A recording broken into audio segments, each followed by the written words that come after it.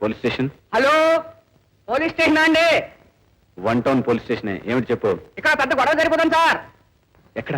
ఎక్కడంటారే sir? ఇక్కడే నేనే పచ్చి పులుసు పిచ్చేస్తారో అని నన్నే చాలా చంపి చెవులు మూసేశారు సార్. ఒళ్ళంతా పచ్చి పులుసు అయిపోయింది సార్. సార్ నేను ఎలాగో తప్పించేసుకున్నాను, కానీ ఒక ఆడ కూతురు చిక్కుకుపోయింది సార్. అడ్రస్ చెప్పు. టోపీ బజార్ లేదండి, దాన్ని ఎదురు చూస్తూ అటుకుల మండపండి. అక్కడి నుంచి ఎడం చేతి మీదుగా తిరిగి అక్కడికి వచ్చి ఎక్కడ ఏడుపులు తడబబ్బులు వినిపిస్తుంటే అక్కడ అయిపోండి సార్. సరే, ఇప్పుడు వస్తున్నాను.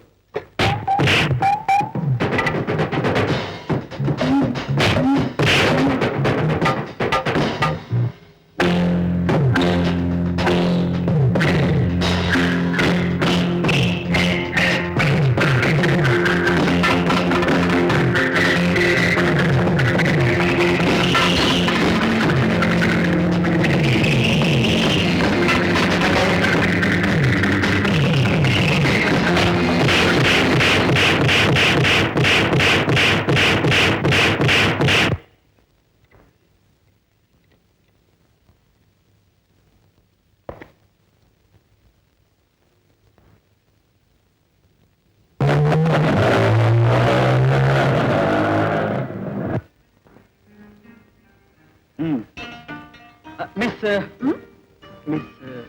Miss Radha final PA.